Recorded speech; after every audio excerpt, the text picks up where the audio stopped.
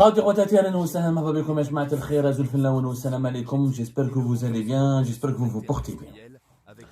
Dans la nouvelle Algérie de M. Tebboune, deux citoyens, une Algérienne et un Algérien, ont été déshabillés, torturés, violentés, humiliés, rabaissés, méprisés, détenus arbitrairement, placés arbitrairement en garde à vue, privés d'eau et de nourriture et condamnés arbitrairement à de la prison ferme pour de simples commentaires sur Facebook concernant la plus puissante des femmes en Algérie, l'incontournable Miss Ibtissam Hawlaoui, la copine de Abdelmajid Tebboune et de l'ensemble des dirigeants du régime Tebboune.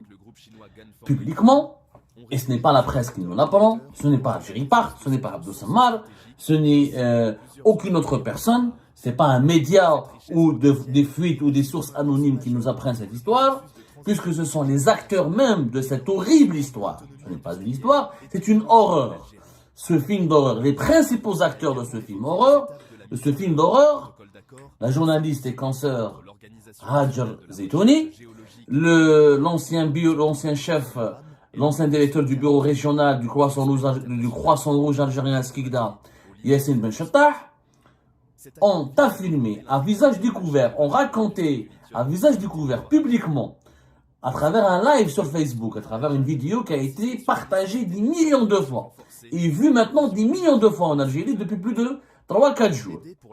Ce sont ces victimes qui ont principalement et uniquement, pour le moment, on n'a que la prise de parole de ces victimes, qui ont pris la parole, qui ont osé témoigner, révéler les sévices, les tortures, les cruautés, les injustices qui leur ont été infligées.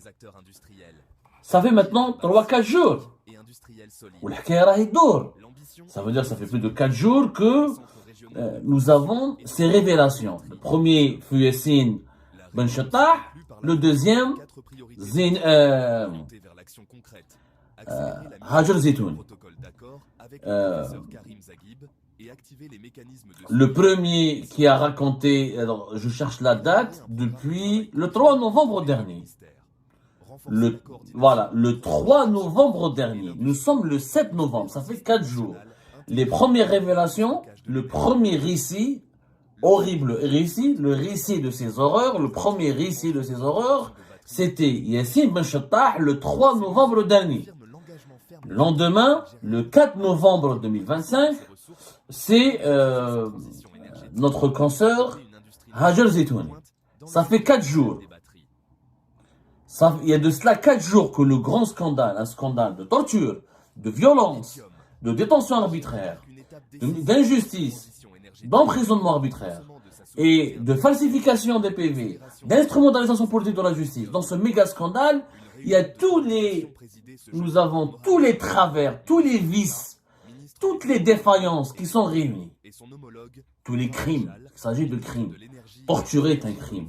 Humilier un être humain est un crime. Le déshabiller lors d'une garde à vue est un crime. Le priver d'eau et de nourriture est un crime. Le violenter, le frapper un individu lors d'une enquête policière ou de gendarmerie nationale est un crime. Et ces crimes demeurent impunis. Non seulement ils demeurent impunis en Algérie, il n'y a pas eu d'enquête. Il n'y a pas eu d'enquête. Je dis bien qu'il n'y a pas eu d'enquête. Ça fait qu'il n'y a pas eu d'enquête, il n'y a même pas eu de réaction. Je ne parle même pas de l'enquête, il n'y a même pas eu de réaction. Ni le président n'a parlé, ni le premier ministre n'a parlé, ni le ministère de la Communication ne s'est exprimé, ni le ministère de la Défense nationale ne s'est exprimé, ni le ministère de la Justice ne s'est exprimé. D'habitude, pour de simples faits divers concernant des braquages, des vols avec des agressions avec des armes blanches, des vols à main armée, des incivilités diffusées sur les réseaux sociaux, nous avons des autorités judiciaires et sécuritaires qui réagissent avec une rapidité déconcertante. Mais là, nous avons en face de nous un scandale d'une gravité historique. Torture, nudité, violence, détention arbitraire, privation d'eau et de nourriture, de la barbarie. Pas la moindre réaction.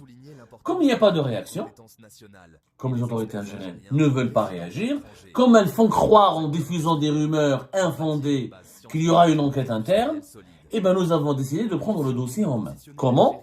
Nous allons enquêter, et nous allons enquêter à la place des autorités algériennes, nous allons faire leur travail, et nous allons leur donner les éléments que nous avons pu vérifier et trouver, et nous allons les confronter face à la vérité de ces éléments, et nous allons leur réclamer des comptes, et leur réclamer des explications, et nous allons les juger.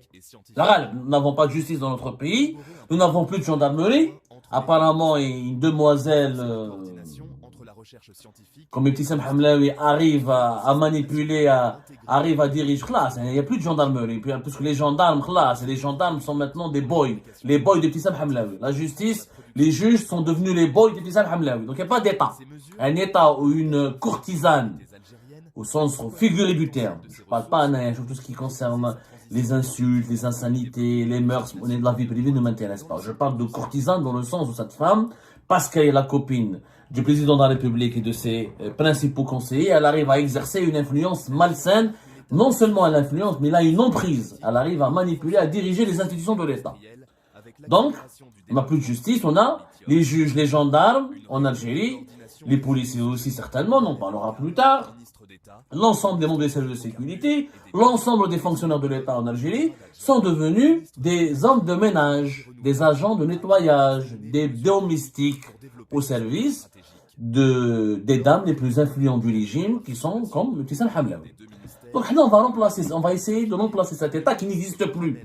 Cette affaire démontre qu'un État n'existe plus. Un État où on le torture, on le déshabille, on prive de nourriture et d'eau des citoyennes et des citoyens, des femmes et des hommes, on condamne à la prison, on incarcère, on emprisonne des citoyennes et des citoyens pour un commentaire sur Facebook parce que ce commentaire parlait d'une femme puissante, adorée, courtisée, aimée, chérie par l'ensemble des dirigeants du régime du pays. C'est pas un État sérieux. Ce n'est même pas un État. On peut même pas dire que c'est un État. C'est pas grave.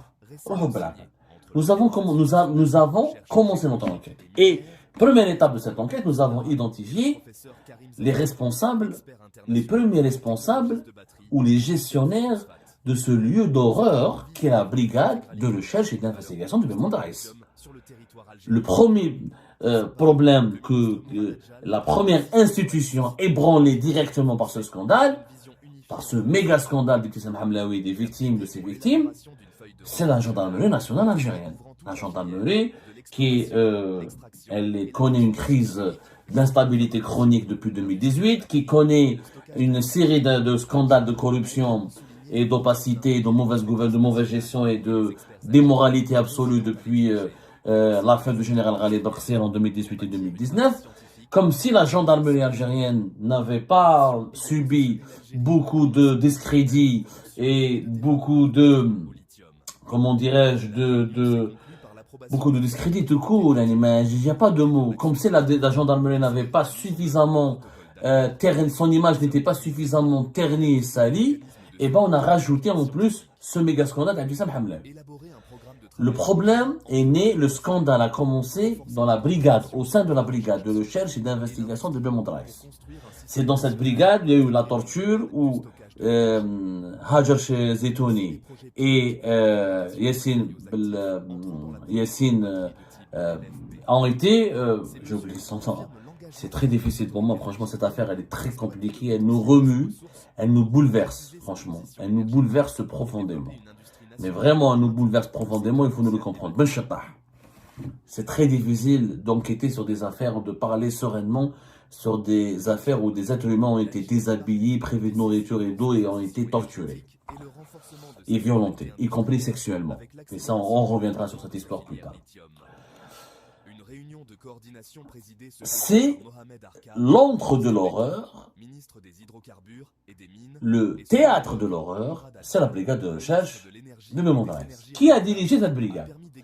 De 2022 jusqu'à aujourd'hui, c'est-à-dire depuis l'arrivée au pouvoir de Ibtissam Hamlaoui, il y a eu 3 lieutenants-colonels qui ont dirigé cette brigade de la recherche de Bemondrais, de la gendarmerie nationale. Nous allons nous intéresser aux 2 premiers colonels quant à l'actuel colonel, qui est le responsable direct des faits du scandale ou de scandale de torture et de violence de Yassine Meshottah et de Zineb et de Hajar Zitouni, on le laissera pour une autre partie. Pourquoi on a commencé par les deux lieutenants-colonels qui l'ont précédé? C'est pour vous démontrer que le problème a commencé bien avant. En réalité, la brigade de recherche de Loumoud Raïs est instrumentalisée par Ibtissam Hamlaoui depuis 2022. Depuis qu'elle a acquis le poste de présidente du Croissant Rouge algérien, depuis qu'elle est devenue une femme politique, alors qu'elle était qu'une simple commentatrice et militante et observatrice de la vie politique algérienne, depuis qu'elle est devenue une dirigeante politique, parce que le poste de président du Croissant Rouge algérien, c'est la plus importante institution de la société civile et c'est une institution humanitaire, certes, mais aussi une institution politique liée au gouvernement, liée à l'État et liée à l'histoire de l'Algérie. Et a son rôle important dans la guerre de libération nationale. Donc c'est un poste politique qui est prestigieux, qui revêt un certain prestige et qui permet à son détenteur d'avoir une influence avérée sur les autres institutions de l'État.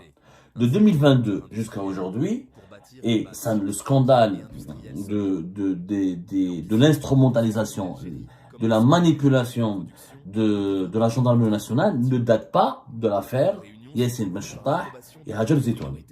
Le premier officier qui dirigeait la brigade de recherche et d'investigation de Loumoud Raïs est un certain lieutenant-colonel Riyad.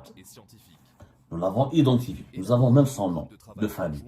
Mais on ne va pas le donner parce on estime que sa famille n'est pas responsable de ses actes. Et on n'a pas envie de salir sa famille. On va dire que les comportements de cet officier véreux n'illustrent pas, ne devraient pas servir à salir ou à compromettre l'honneur de sa famille.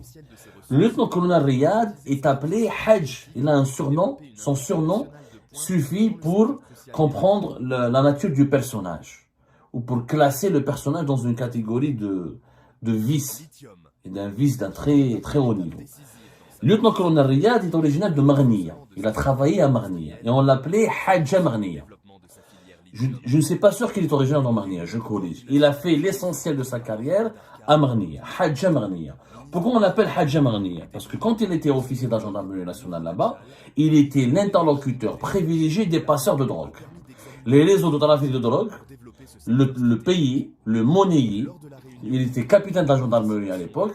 Il travaillait avec eux, il recevait, ça plusieurs témoignages nous l'ont attesté, il recevait des pots de vin de la part des réseaux de trafic et de contrebande de drogue, et en contrepartie, il leur assurait une protection, une certaine impunité, et il n'intervenait pas avec ses troupes pour déranger ou gêner ou perturber leur trafic et leur sale business, qui est encore une fois la contrebande et le trafic de drogue à la frontière du pays, la frontière algéro-marocaine, qui est le principal point de passage pour les drogues douces comme le cannabis, le hashish et le kiff. Déjà le personnage, quand on connaît déjà le parcours c'est le passé peu glorieux de ce personnage, déjà il suffit pour nous effrayer et nous révolter. Il connaît personnellement le général Yahya Ali Oulhadj qui a dirigé la gendarmerie algérienne de 2021 à 2025, de août 2021 à avril 2025. Il le connaît très bien, il a travaillé avec lui et c'est monsieur, comment on appelle ça, Yahya Ali Oulhadj qui l'a promu à Loumoud Raïs, qui l'a fait muter depuis Marnia vers Alger. Donc c'est une promotion quand un officier des services de sécurité, sur la gendarmerie, la police ou les services secrets ou n'importe quelle autre institution, quand il bénéficie d'une promotion, quand il est transféré depuis les frontières, depuis une région frontalière vers la capitale, c'est que il est promu, il a bénéficié de promotion, il a la confiance de ses chefs. Donc, il a eu la confiance de ses chefs. Il a été nommé à la tête de la brigade de recherche d'investigation de Bab Jdeid. Qu'est-ce qu'il disait à l'époque, le lieutenant-colonel Riyad? Il a toujours dit, moi, mon président de la République, c'est le général Oulhadj. Même Tebboune, je ne le considère pas. Moi, mon seul président, c'est le général Yahya Ali Oulhadj.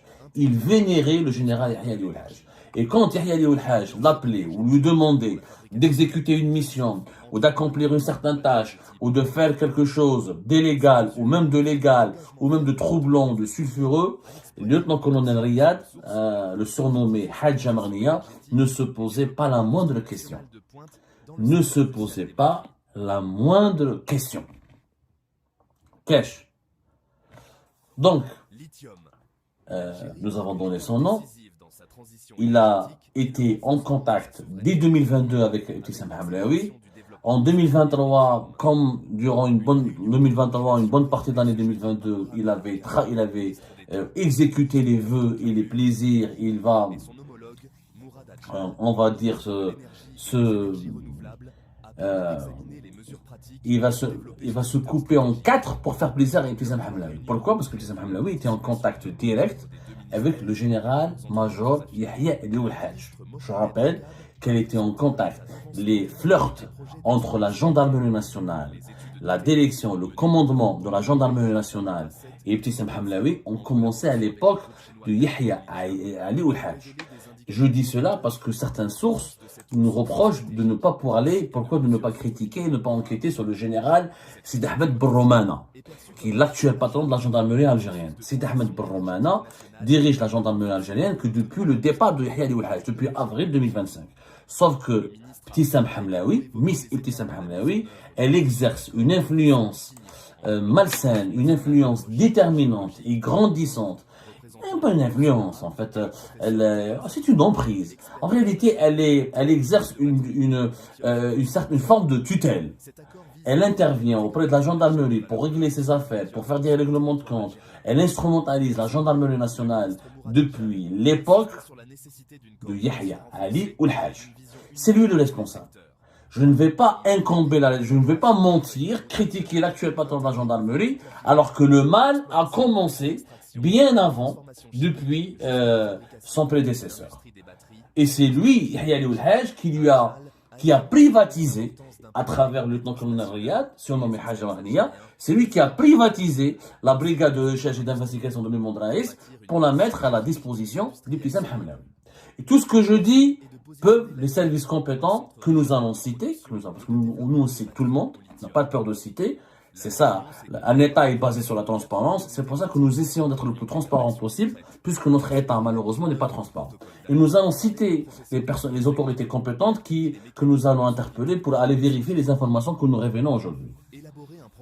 Celui qui a succédé au lieutenant-colonel Riyad, c'est le lieutenant-colonel Qais. Le lieutenant-colonel Qais. Je rappelle que avant son départ, le lieutenant-colonel Riyad, avant son départ de la brigade de recherche de Mémon Draïs, plus d'une dizaine de personnes ont été jetées en prison pour faire plaisir à Ibtissam Hamlaoui. Plus d'une dizaine de personnes.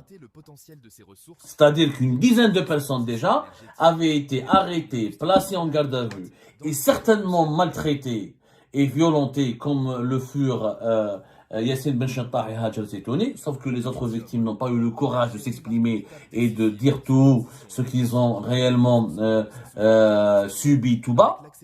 Donc, on ne connaît pas leur récit, mais malheureusement, ce sont des pratiques anciennes et fortement enracinées dans cette brigade du malheur qui est la brigade de recherche de Mémon Draïs.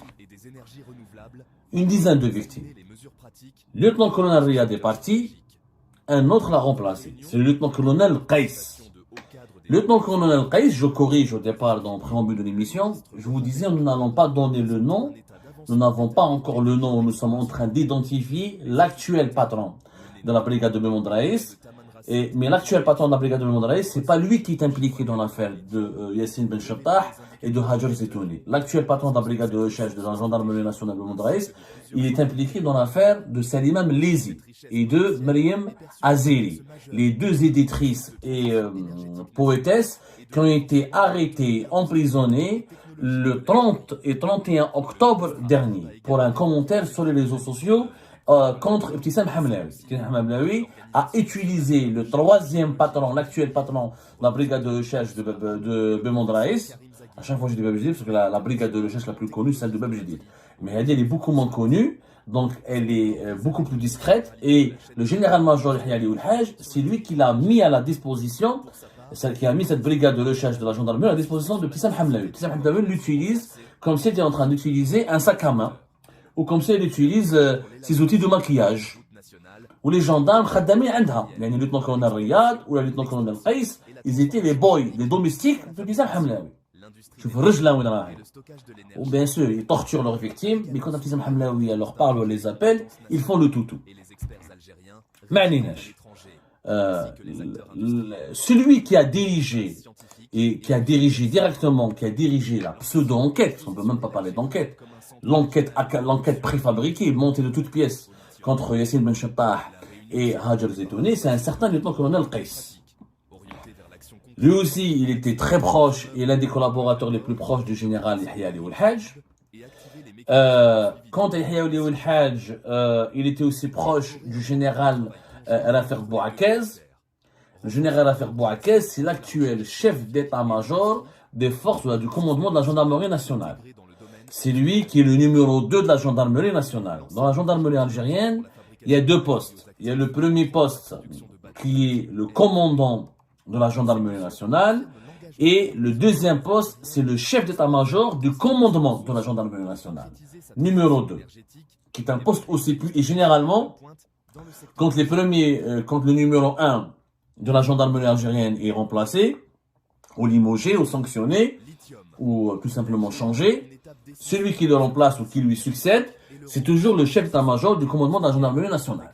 Par exemple, Sidi Ahmed Broummana a succédé, il était chef d'état-major du commandement de la gendarmerie nationale, il a succédé à général Yahya Ali Oulhaj, qui était un simple général, ensuite il a été promu à un général-major. Voilà. Lieutenant-colonel Qais, comme le lieutenant-colonel Riyad, ils ne sont que des toutous, c'est-à-dire des caniches de leur chef. Ils appliquent, ils ne sont pas... Dans les pays civilisés, les gendarmes sont formés, les hommes de loi ou les gendarmes ou les membres des services de sécurité ont une éthique, ils sont formés au nom d'une éthique, au nom d'un savoir-faire et au nom d'une science, pour lutter contre la criminalité, protéger l'ordre public et défendre l'intérêt général. En Algérie, c'est le contraire, malheureusement. Dans notre pays, les gendarmes, comme les juges ou les autres membres de services de sécurité, beaucoup d'entre eux, peut-être pas tous, je ne généralise pas, mais beaucoup d'entre eux, ils n'ont ni éthique, ni morale, ni compétence, ni savoir-faire. Ils sont promus ou nommés dans des postes clés juste parce que ce sont des fidèles esclaves, des fidèles exécutants. Ce sont des têtes, ce sont des personnes écervelées, n'ont pas de cerveau. Ils appliquent ce qu'on leur dit, ce que leurs chefs leur disent. Leurs chefs leur disent mettez-vous en nu, ils se mettent nus. Leurs chefs leur disent balancez, jetez-vous du 4e étage, ils vont se jeter du 4e étage. Dans ce cas de figure, avant de partir, au moment où Yassine Ben Chattah et Hajar Zetouni ont été arrêtés, torturés, c'était en mai 2024. En mai 2024, c'était en mai 2025, excusez-moi.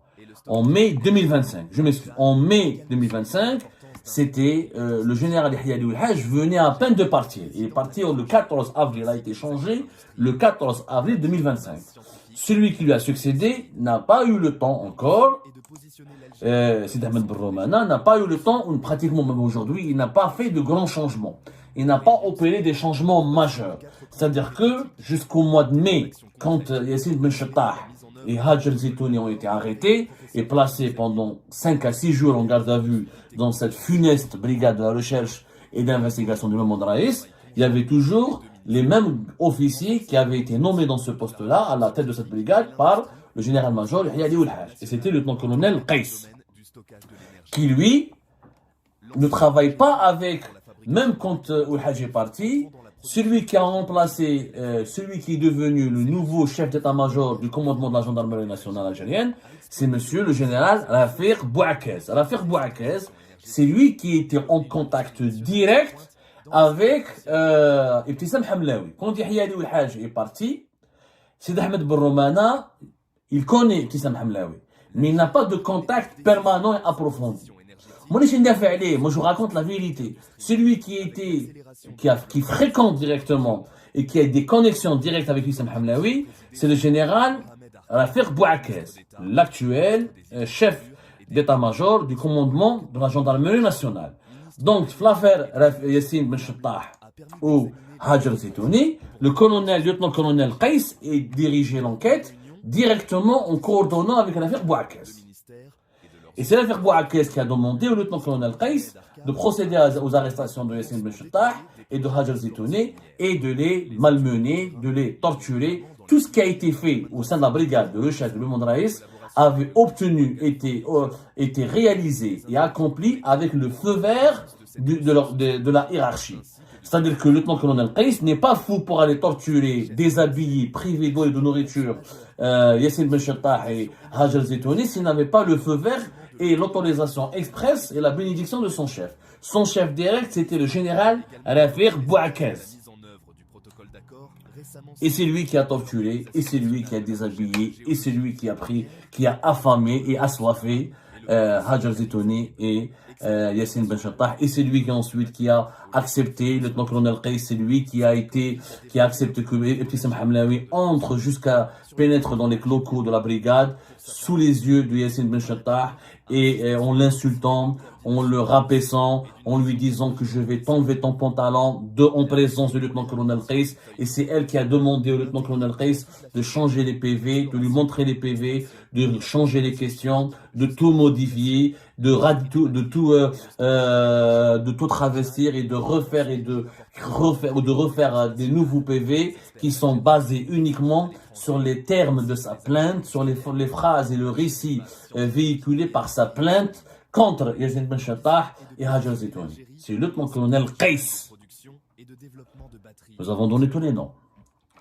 Celui qui doit enquêter sur cette affaire, il est connu, c'est le contrôleur général de l'armée. Le général Haj Bousselja. Haj Bousselja, c'est lui qui est le contrôleur général de l'armée depuis 2023. Depuis, plus exactement, octobre 2023. Monsieur Haj Bousselja a toutes les compétences, a toutes les prérogatives pour demander à la direction centrale de la sécurité de l'armée d'enquêter sur. Bon, on a fait son travail. Donc Haj Bousselja, t'as pas besoin de beaucoup travailler, franchement. T'as pas besoin de te fatiguer énormément. Tu n'as qu'à demander à la DCSA d'aller procéder à l'arrestation ou à convoquer sans l'arrêter. Allez, vous voulez pas l'arrêter. Moi, je l'aurais arrêté. Les tortionnaires, je les arrête. Moi, un homme qui va attenter à la pudeur d'une Algérienne, d'une compatriote, la tenue, le combat, ou je vais l'arrêter. Mais les neiges, vous voulez pas l'arrêter. Vous voulez pas les arrêter, le lieutenant-colonel Riyad ou le lieutenant-colonel Qais. Vous pouvez au moins les convoquer. Et la DCSA, il y a les images, il y a les caméras au sein de la brigade de recherche et d'investigation de Belmond Raïs. Il y a les autres membres, membres de la brigade, les autres officiers qui ont travaillé, collaboré, qui ont été impliqués dans cette enquête. Et vous avez les récits très détaillés de Hajar Zitouni et de Yassine Ben Chattah. Très facile de faire l'enquête. On vous a même donné les noms. Donc la DCSA ne peut pas se fatiguer. La DCSA qui a été mobilisée pendant des semaines pour retrouver le général Nasser Djen pourrait au moins, c'est une enquête facile pour elle, d'aller enquêter avec deux lieutenants-colonels. Des lieutenants-colonels, c'est pas des poids lourds de l'armée.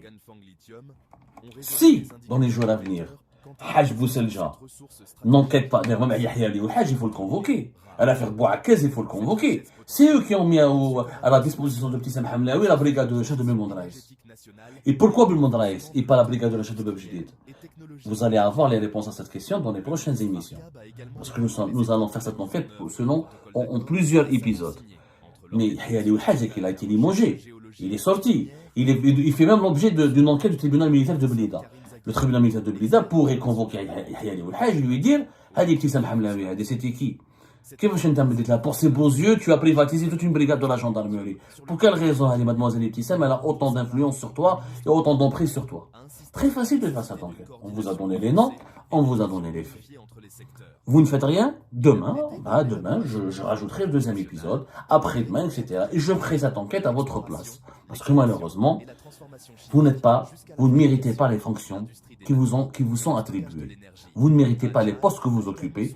Vous ne méritez pas d'être les dignes représentants de ce peuple honorable et digne qui est le peuple algérien et qui ne supporte pas les injustices, qui ne supporte pas le hagra ni la torture, ni les brimades et le mépris, et que surtout le peuple algérien, si vous, officier supérieur de la gendarmerie et de l'armée, vous acceptez d'être manipulé et dirigé par une demoiselle, le peuple algérien ne l'acceptera pas.